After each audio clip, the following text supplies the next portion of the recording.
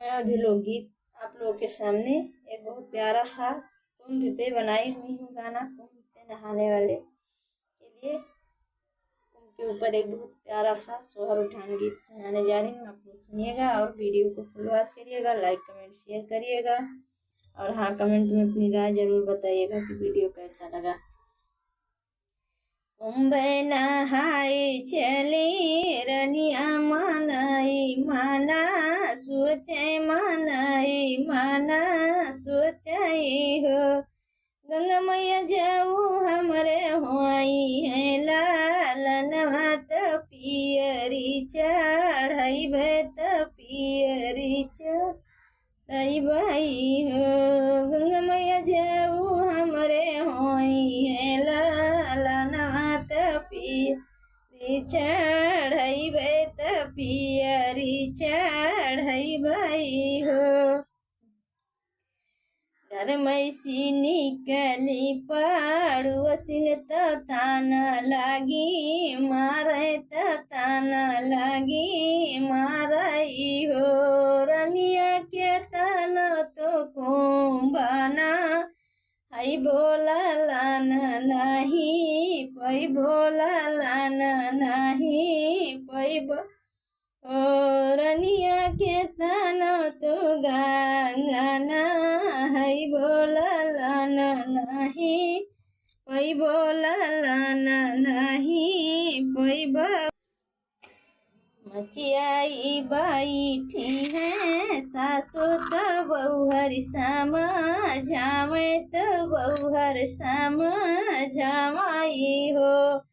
बहुहर जीनी करो मनवा मालिने लालाना तोरे होई है तो गंगा मैया सुनी है तो गंगा मैया सुनी है हो।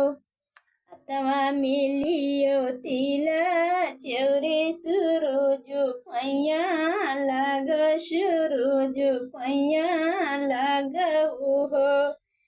बहुहर नीते उठी गंगा जी नहाओ तो सूरजो कया रग देव सूरजो कया रग देव।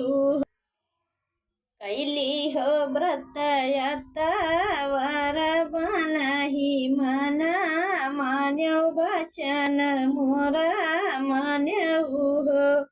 बहुहरी भूखे कै भोजन कराय तो कोखिया जुड़ई है तो कोखिया जुड़ई है हो। बहुहरी भूखे कै भोजन कराय तो कोखिया जुड़ई है तो कोखिया जुड़ई है हो। मानी गाई सासु के बचनिया तो कोंबाना हाय गाई कोंबाना हाय गाई हो। रनिया भोरे उठी गंगाना हाय सूरज पैया लागी सूरज पैया लागी ने हो। भोरे उठी गंगाना हाय सूरज पैया लागी सूरज पैया लागी ने हो।